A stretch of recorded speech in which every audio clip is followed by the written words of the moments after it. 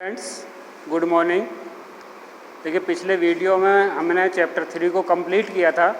आज हम एक नया चैप्टर स्टार्ट करेंगे, चैप्टर नंबर 5। देखिए, चैप्टर नंबर जो 4 है प्लेइंग विद नंबर्स, हम उसे बाद में कराएंगे। पहले आप नया चैप्टर करेंगे एल्जेब्रिक एक्सप्रेशंस। ठीक है, काफ़ी इम्पोर्टेंट कंसेप्ट हैं इसमें और आगे तक काम आने वाला चैप्टर है ये। तो इसमें पहले एल्जेब्रिक एक्सप्रेशंस में आप पहले कुछ बेसिक चीज़ें सीखेंगे। देखिए, अगर ये जो लिखे जाते हैं जैसे 3x - 4y, तो ये वेरिएबल्स होते हैं x और y। ये क्या होते हैं? वेरिएबल्स। और ये होते हैं कोफिशिएंट। जैसे x का कोफिशिएंट है 3 और y का कोफिशिएंट है -4। तो x, y, z, p, q, r इस तरह की जो टर्म आती हैं ये होते हैं वेरिएबल्स। अब एल्जेब्रिक, जैसे आपने लिख दिया 3x - 4y, तो ये एक एल्जेब्रिक एक्सप्रेशन है। ठीक है, तो इसमें एल्जेब्रिक एक्सप्रेशन कौन से होते हैं? देखिए, वेरिएबल एक तो आपका रूट में नहीं आना चाहिए। ठीक है, वो एल्जेब्रिक एक्सप्रेशन या इस टोटल को क्या कहते हैं? पोलिनोमियल। तो पोलिनोमियल कब होगा? जब हमारा वेरिएबल रूट में नहीं होगा और कोफिशिएंट रूट में हो सकता है, जैसे √3x - 4y, तो ये पोलिनोमियल है।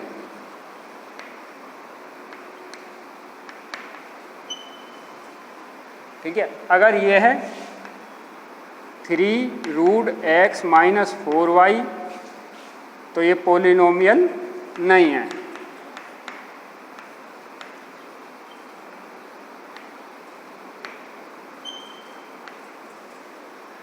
ठीक है, तो आपका वेरिएबल एक तो रूट में नहीं होना चाहिए और दूसरा आप इसको ऐसे लिख सकते हैं 1/3x - 4y, तो ये पोलिनोमियल होगा।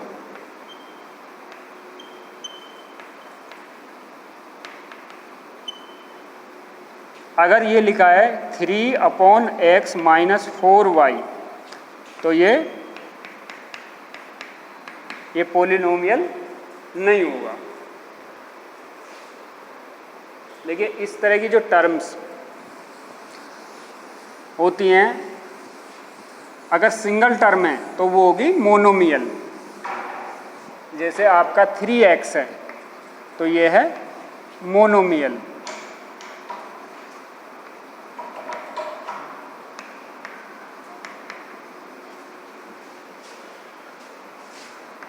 One term.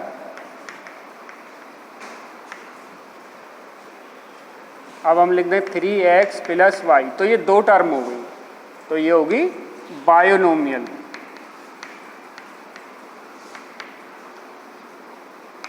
To terms.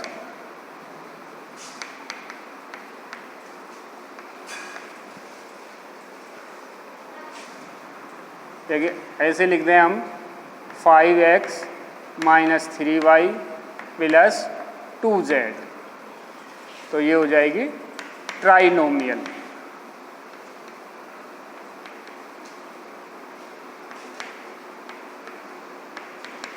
Three terms. ठीक है, अगर सिंगल टर्म्स है, टर्म्स कम चेंज होती है, जब बीच में प्लस या माइनस आ जाता है तो टर्म्स हमारी चेंज हो जाती हैं। तो सिंगल टर्म है तो पोलिनोमियल कैसा होगा? मोनोमियल। अगर टू टर्म्स हैं तो वो होगा बायोनोमियल। अगर थ्री टर्म्स हैं तो वो होगा ट्राइनोमियल। अब दूसरा है कोफिशिएंट।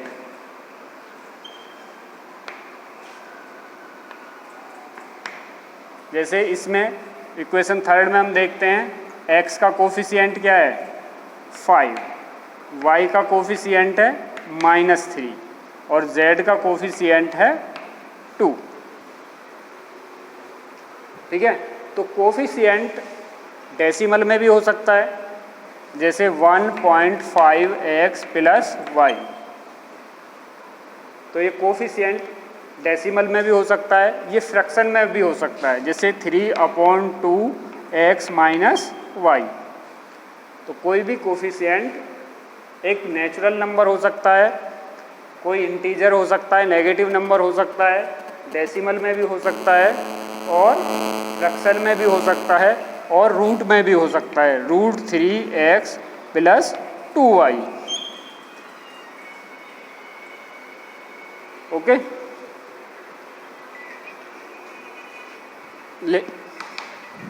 लेकिन हमारा जो वेरिएबल होगा वो रूट में नहीं होगा, वो फ्रैक्शन में नहीं होगा, यानी डिनोमिनेटर में नहीं आएगा।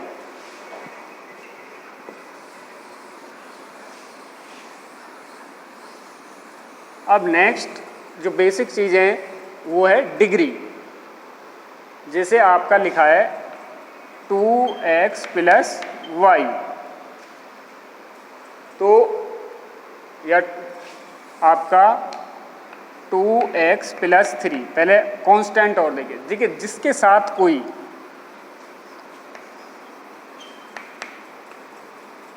कांस्टेंट, जिसके साथ कोई वेरिएबल नहीं है वो होगा कांस्टेंट।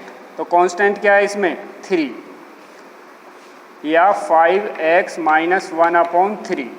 तो यहाँ पे क्या है? -1/3। जिसके साथ वेरिएबल लगा हुआ है वो, उसके साथ जो नंबर होगा वो होगा कोफिशिएंट, और जिसके कोफिशिएंट और कांस्टेंट, इसमें डिफरेंस समझिए। कोफिशिएंट वेरिएबल के साथ आता है और कांस्टेंट वेरिएबल के साथ नहीं आता। जैसे -1/3 क्या है? Constant. That's clear.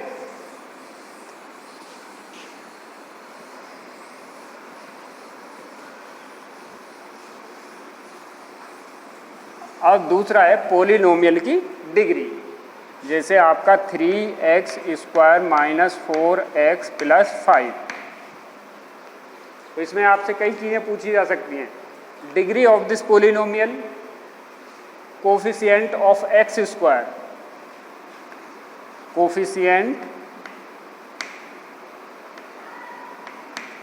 Of x² क्या है? 3, x का कोफिशिएंट -4, और कांस्टेंट है 5। That's clear. समझ आ रहा है ये चीज़? x का कोफिशिएंट यानी जो भी नंबर x को मल्टीप्लाई कर रहा है वो x का कोफिशिएंट होगा, और जो x² को मल्टीप्लाई कर रहा है वो x² का कोफिशिएंट होगा, और जिसके साथ कोई वेरिएबल नहीं है वो कांस्टेंट होगा। अब डिग्री,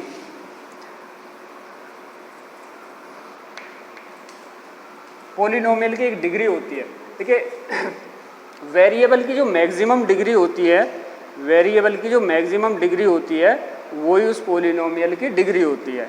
तो इसकी डिग्री है 2। ठीक है। अगर हम ऐसे लिखें x⁵ माइनस 2x प्लस 8, तो यहाँ पे डिग्री क्या हो जाएगी? यहाँ पे डिग्री हो जाएगी 5। यानी वेरिएबल की जो अगर कोई, देखिए यहाँ पे कुछ नहीं है, अगर इसकी डिग्री, ये डिग्री कितनी होगी? 5। x की डिग्री 1, जिसके ऊपर कोई डिग्री नहीं लगी हुई है वेरिएबल के, उसकी डिग्री मानी जाएगी 1।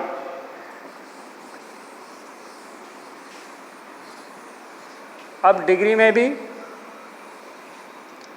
जैसे आपको लिखा है x² y माइनस z, तो यहाँ पे डिग्री क्या होगी?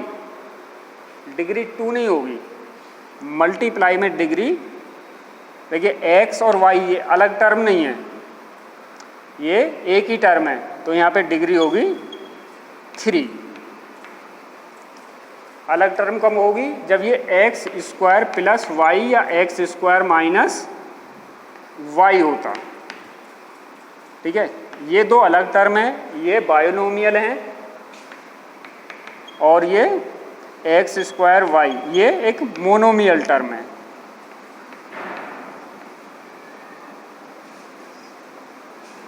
ये बायोनोमियल है और ये मोनोमियल है।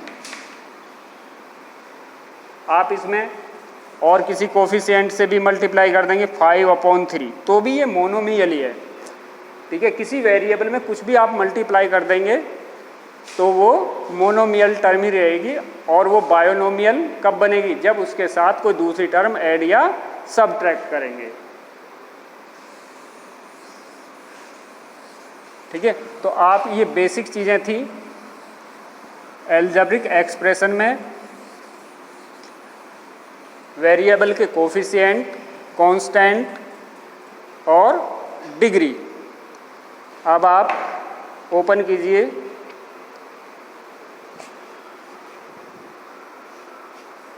Page number 76, exercise 5A।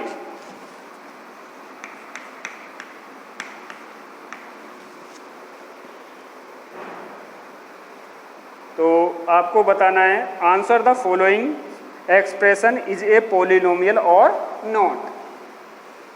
तो फर्स्ट है 5x square minus 3x plus 1। अगर आपसे पूछा जाए ये मोनोमियल है, बायोनोमियल है या ट्राइनोमियल है, तो ये तीन टर्म है 1 2 3, प्लस माइनस करने से टर्म अलग हो जाती हैं। तो ये एक ट्राइनोमियल, ठीक है, टर्म्स हैं इसमें। और ये एक पॉलिनोमियल है, तो यस, इसका आंसर होगा यस, क्योंकि इसमें वेरिएबल ना तो रूट में है और ना वेरिएबल क्या है? X square and x. तो ये ना तो रूट में है और ना ही ये एक फ्रैक्शन की फॉर्म में डिनोमिनेटर में है। Number 2 3√x plus 5x minus 5x minus 11। तो इसका आंसर होगा नो, ये पॉलिनोमियल नहीं है, क्योंकि यहाँ जो वेरिएबल है यहाँ किस में आ रहा है? ये रूट में। रूट में कोफिशिएंट तो हो सकता है, रूट में कोफिशिएंट तो हो सकता है, लेकिन वेरिएबल रूट में नहीं हो सकता पॉलिनोमियल में। देखिए कोफिशिएंट क्या होते हैं? जैसे यहाँ एक्स स्क्वायर का 5 है, यहाँ पे एक्स का कोफिशिएंट -3 है और ये कांस्टेंट नंबर है। That's clear. C part A B C √3x³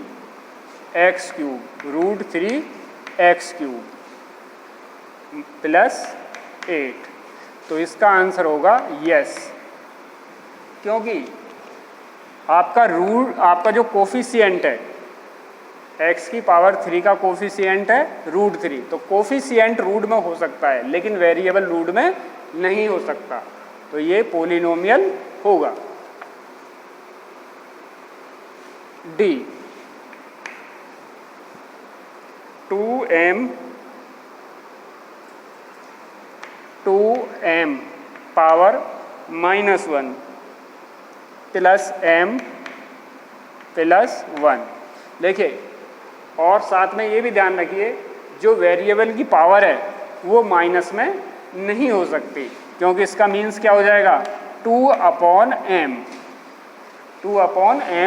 plus m plus 1। तो इसका आंसर आएगा नो, क्योंकि हमारा वेरिएबल फ्रैक्शन के रूप में एक डिनोमिनेटर में नहीं हो सकता। 5x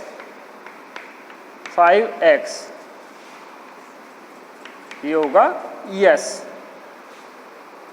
तो एक मोनोमियल है, सिंगल टर्म वाला मोनोमियल होता है। F59 ये होगा नो। देखिए उसमें पॉलिनोमियल में कोई ना कोई वेरिएबल होना चाहिए, यहाँ पे कोई वेरिएबल नहीं है, केवल एक कांस्टेंट है।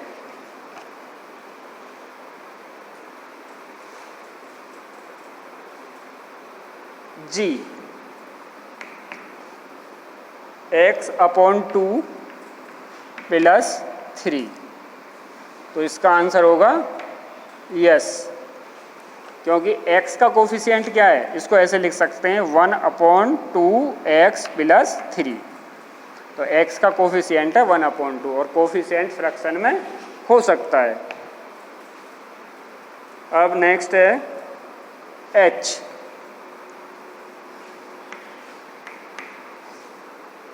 Nine upon x minus 2x²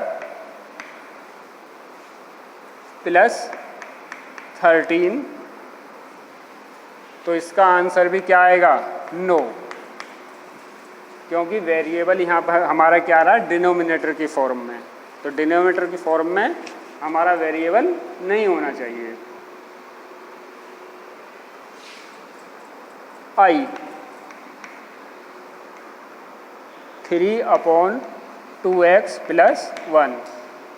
तो यहाँ पे भी आंसर आएगा नो, क्योंकि डिनोमिनेटर किसकी फॉर्म में आ रहा है, क्योंकि हमारा वेरिएबल डिनोमिनेटर की फॉर्म में आ रहा है।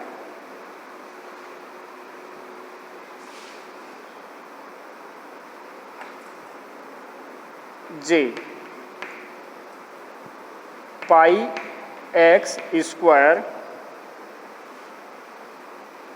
πx² माइनस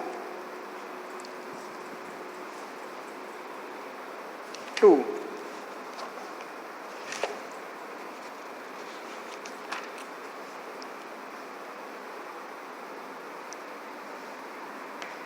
तो इसका आंसर भी आएगा आपका यस। देखिए ये किसी भी हमारा x² का कोफिशिएंट ये किसी भी फॉर्म में हो सकता है। ये डेसिमल में भी हो सकता है, फ्रैक्शन में भी हो सकता है, रूट में भी हो सकता है, नेगेटिव भी हो सकता है और पॉजिटिव। लेकिन हमारा जो वेरिएबल है वो रूट में भी नहीं होना चाहिए, वो फ्रैक्शन की फॉर्म में भी नहीं होना चाहिए, वो केवल x² x की पावर 3, x की कितनी भी पावर हो सकती है, लेकिन पावर भी पॉजिटिव होनी चाहिए। तो ये चीज़ आपको समझ आ गई होगी, ठीक है। तो आप इस चीज़ को देखेंगे। और चलिए इसका सेकंड क्वेश्चन, ये था आपका क्वेश्चन 1। अब आप क्वेश्चन 2 देखेंगे।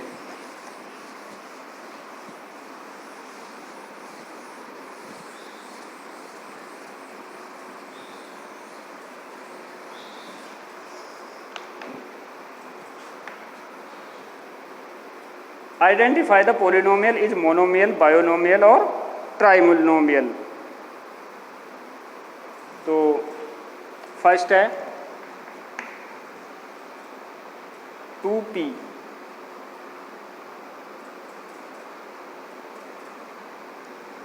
2p स्क्वायर प्लस 5p का क्यूब प्लस p। तो देखिए यहाँ पे 3 टर्म है, 1 2 3, तो ये होगा trinomial.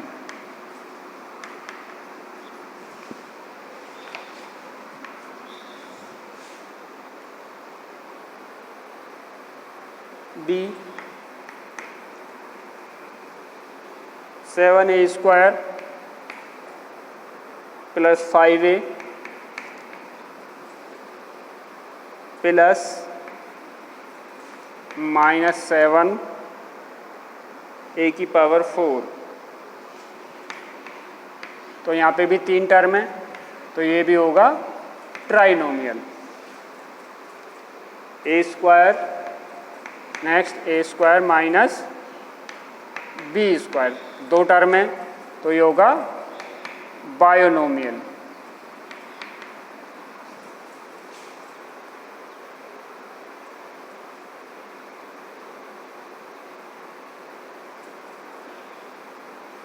D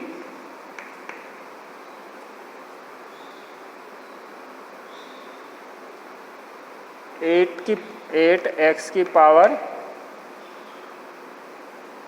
5 plus 3 x³ y minus 2x² y² plus y की पावर 6। तो इसमें कितनी टर्म है? 1 2 3 4। तो ना ये मोनोमियल, 1 टर्म वाला मोनोमियल होता है, 2 टर्म वाला बायोनोमियल और 3 टर्म वाला ट्राइनोमियल। तो ये होगा नन ऑफ दीज।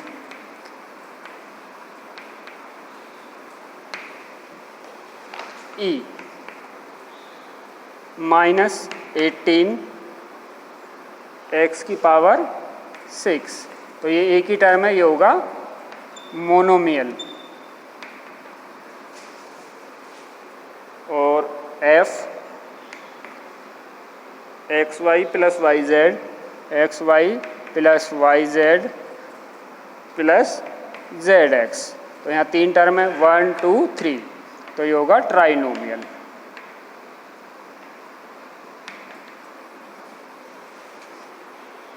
ठीक है, तो आपको ये चीज़ें समझ आ गई होंगी कि पोलिनोमियल कौन से होते हैं और उसमें जो वेरिएबल क्या हैं, कांस्टेंट क्या हैं और कोफिशिएंट वेरिएबल के क्या होते हैं, और पोलिनोमियल की हम डिग्री कैसे बताते हैं, और किसी एल्जेब्रिक एक्सप्रेशन को देख के ये कैसे बताएंगे कि वो हमारा मोनोमियल है, ट्राइनोमियल है या बायोनोमियल है। ठीक है, तो आपको ये चीज़ समझ आ गई होंगी, या फिर आगे प्रैक्टिस में जब आगे प्रैक्टिस करेंगे तो ये चीज़ आपको समझ आती रहेंगी।